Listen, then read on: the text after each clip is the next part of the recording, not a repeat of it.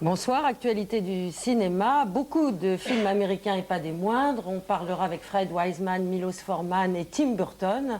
Mais on va commencer cocorico. Vous, les Américains, vous savez qu'en France, on est un peu chauvin.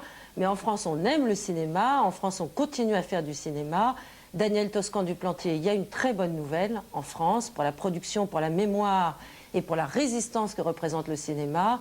C'est cette cinémathèque de Toulouse que vous avez accepté de présider. Alors au départ de cette cinémathèque, eh bien, il y a un homme, un amoureux du cinéma. Je crois qu'il faut lui rendre hommage. Cet homme s'appelle Raymond Borde et il y a maintenant une cinquantaine d'années, il a décidé de restaurer des films qui sont ça serait partis eh bien, pour l'éternité au panier, tout simplement. Oui, d'abord il les a trouvés, il les a gardés. Il y a deux grands maîtres de la cinémathèque française et dans le monde, puisque l'idée de départ était française, c'était Langlois avant la guerre, qui a fondé dès les années 33-4 la première cinémathèque historique, à une époque où on croyait que les films devaient être jetés après usage.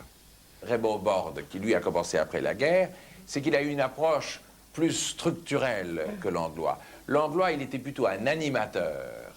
Et la réalité de Borde, c'était vraiment un travail extraordinaire de classement, d'archivage. Oui, c'est l'idée de conserver.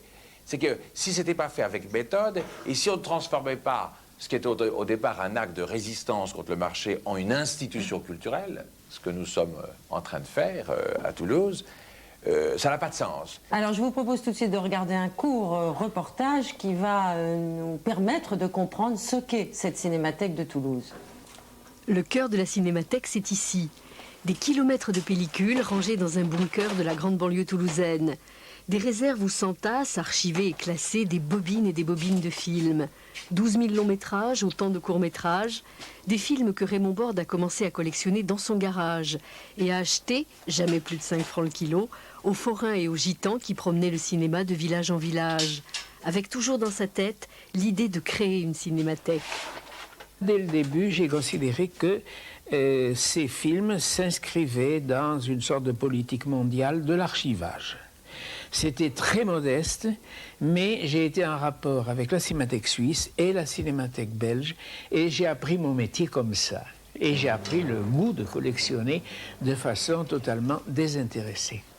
Parmi ces boîtes, qui aujourd'hui sont pour la plupart déposées par des collectionneurs ou par des distributeurs, il y a des films qui ont aujourd'hui disparu et dont la seule trace est là, à Toulouse.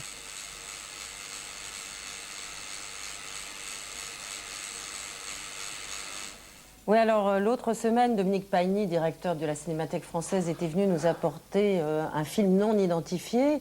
Est-ce qu'il y a comme ça beaucoup de films dont on ne connaît plus les auteurs et qui auraient dû disparaître et qui constituent une sorte de mémoire comme ça, obscure, secrète du cinéma, Daniel Toscan du Plantier? Il est probable que les 2/3 des films ont disparu depuis la naissance du cinéma. Oui, parce que il y a eu une extraordinaire consommation et c'est vrai que l'intérêt pour le passé est très récent.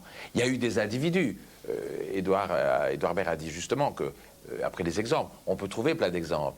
Mais la notion même que le cinéma, c'est une mémoire et que cette mémoire a à la fois une valeur culturelle et aussi économique, grâce à la télévision, il faut bien le dire, qui a redonné une espèce de goût du passé pour des raisons de nombre de films. Il faut beaucoup de films pour beaucoup de chaînes de télévision dans le monde. C'est une idée très récente. Et lorsqu'on a commencé, en particulier les problèmes de support, on ne va pas être technique, mais pendant très longtemps, les films ont été dans un état d'extrême fragilité, s'enflammaient pour un rien, et il a fallu faire des modifications radicales et des investissements considérables que l'industrie privée ne voulait pas faire. Donc seuls les pouvoirs publics ou les fondations aux États-Unis avaient les moyens financiers d'entreprendre quelque chose qui n'entrait pas dans la logique du profit, en tout cas du profit à court terme. C'est donc après la guerre, par le courage d'individus extraordinairement, il faut bien le dire, des forcenés, hein, parce que c'est même très fragile. Des passionnés. C'est fragile sur le plan légal, parce que c'est des dépôts amicaux. On laisse sa copie. c'est pas pour autant Ce qui est les droits sont extraordinaire, là. c'est que cette mémoire, elle était au fil des routes. Elle était destinée à disparaître à tout jamais et que c'est finalement le cinéma forain, Oui, le les cinéma... tourneurs.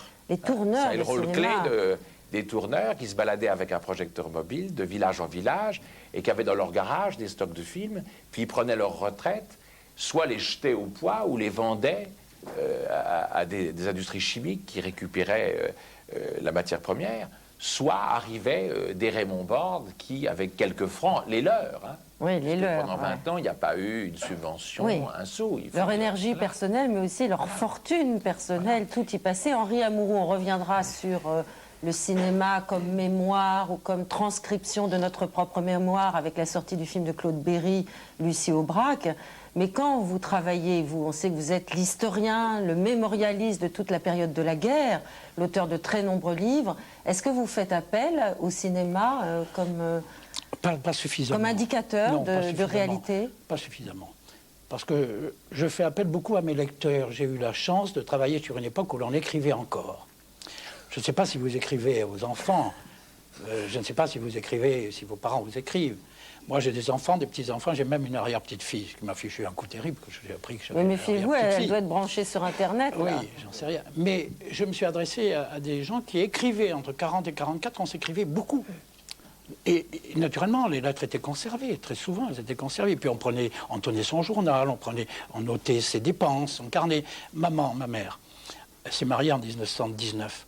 Jusqu'à sa mort, elle a marqué tous les jours toutes ses dépenses. Tous les jours. Alors, c'est rien du tout, si vous voulez, mais tout cela a contribué. Alors, le cinéma, dans la mesure où c'est une fabrication, c'est un montage, il faut que les choses soient rapides, enchaînées. C'est pas du tout la même chose. Alors vous dites ça devant Fred Wiseman, qui est Oui, votre mais- voisin et qui justement, depuis maintenant quarantaine d'années, Fred, presque, fait exactement le contraire. C'est-à-dire Wiseman, justement, prend son temps, fait des tournages et des repérages extrêmement longs et minutieux, et justement essaye de comprendre, de nous faire comprendre à nous spectateurs, la réalité en faisant pas justement du concentré d'émotions forcément, Fred Wiseman. Oui, mais c'est une réalité très subjective et très sélectionnée.